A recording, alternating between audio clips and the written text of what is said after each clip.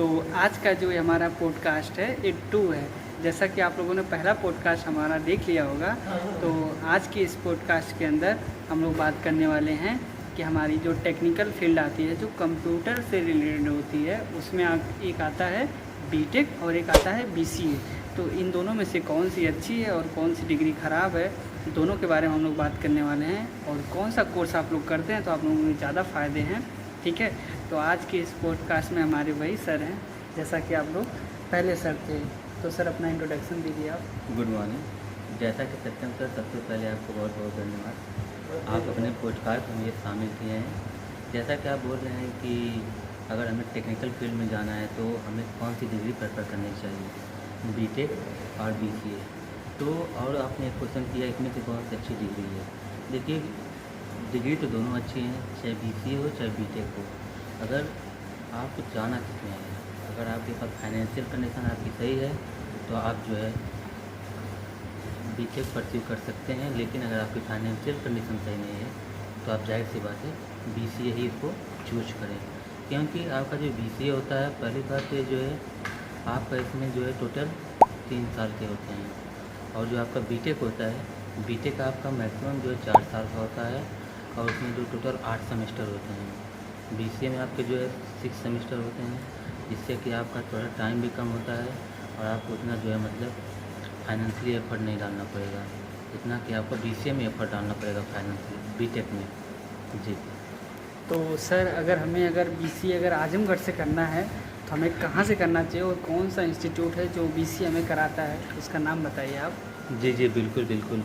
जैसा कि सत्यम सर का सवाल है कि अगर हमें आजमगढ़ से बीसीए करना है, जाहिर सी बात है कि अगर हम लोकली आजमगढ़ से बिलोंग करते हैं तो हमें आजमगढ़ से बेस्ट कॉलेज अगर देखा जाए तो हमारा निष्ठ है, NIST, जिसका फुल फॉर्म होता है निष्ठा institute of science and technology. तो सर जैसा कि इन्होंने सही बताया, ठीक है, बहुत ही अच्छे से जवाब दिया इन्होंने, एक्सप्लेनेशन इनका बहुत ही सुंदर था। और अगला क्वेश्चन सर हमारा आपसे है कि हम लोगों की जो फाइनेंशियल कंडीशन अगर सही नहीं है तो हमें हमारी जो फाइनेंशियल कंडीशन अगर उतनी ज़्यादा घर की नहीं सही है तो हमें उसको कैसे मैनेज करना चाहिए बीसीए कोर्स के दौरान, या फिर बीटेक कर रहे हैं तो सर आपको बताएंगे। सर बताइए। देखिए, बहुत अधिक सुंदर क्वेश्चन है सत्यम सर का। अगर बीसीए के दौरान आपका जो है फाइनेंशियल कंडीशन सही नहीं है तो आप क्या कर सकते हैं कि आप जो क्लासेस कर रहे हैं, टेक्निकल स्किल सीख रहे हैं, उसको सीखते रहिए साथ में। दूसरी चीज़ जो है आप बच्चों को कोचिंग दे सकते हैं। जैसे अगर आप देखा जाए आजकल एआई का यूज़ करके आप कुछ इमेजेस वगैरह बना सकते हैं, उससे आप फ्रीलांसिंग कर सकते हैं, वीडियो क्रिएटिंग कर सकते हैं, मार्केटिंग कर सकते हैं। सारा चीज़ देखिए आजकल एआई से हम ईज़िली कर सकते हैं।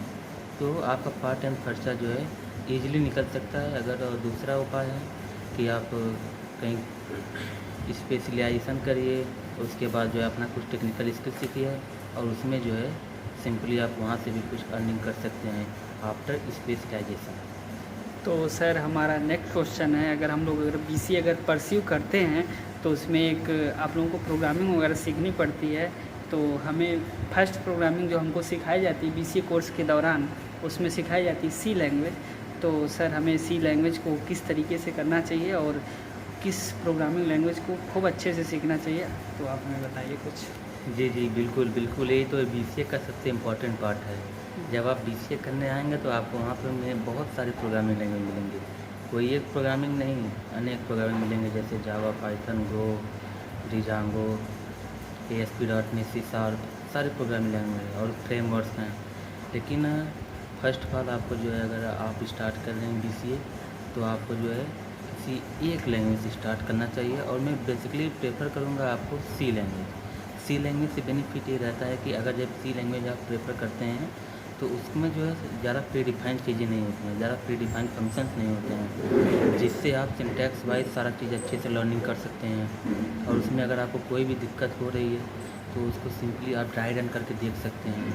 क्योंकि सी लैंग्वेज एक ऐसा लैंग्वेज हो कि जिसमें हमें ज़्यादा मेथड प्री डिफाइंड नहीं मिलते हैं।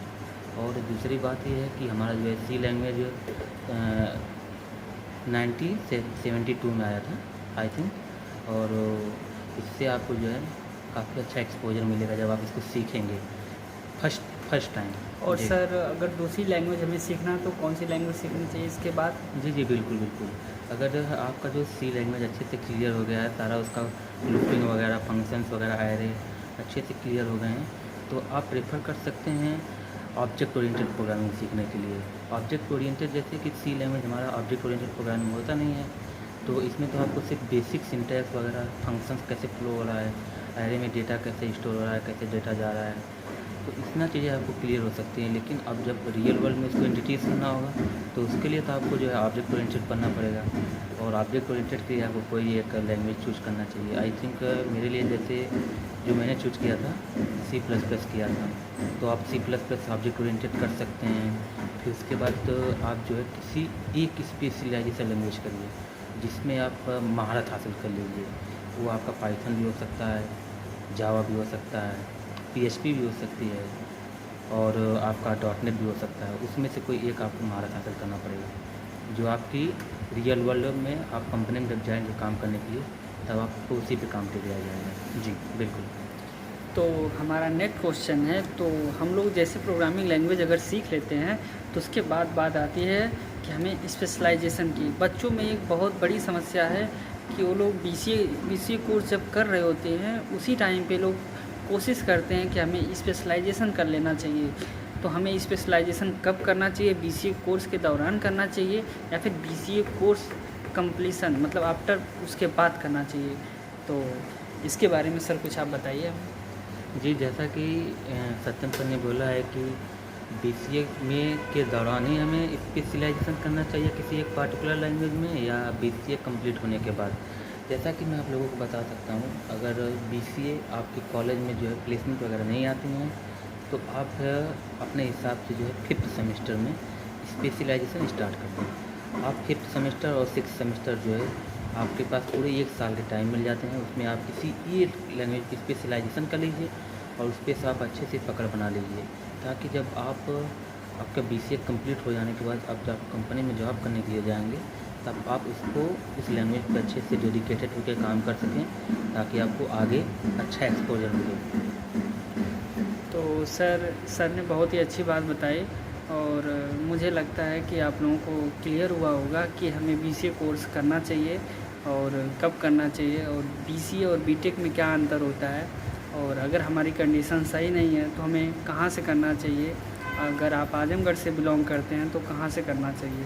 ठीक है, तो उम्मीद करता हूँ ये पॉडकास्ट आप लोगों को अच्छा लगा होगा, और अगर अच्छा लगा हो तो वीडियो को लाइक कीजिएगा, और चैनल पर नए हैं तो सब्सक्राइब कर लीजिएगा, और ऐसे ही पॉडकास्ट आते रहेंगे हमारे चैनल पे। ठीक है।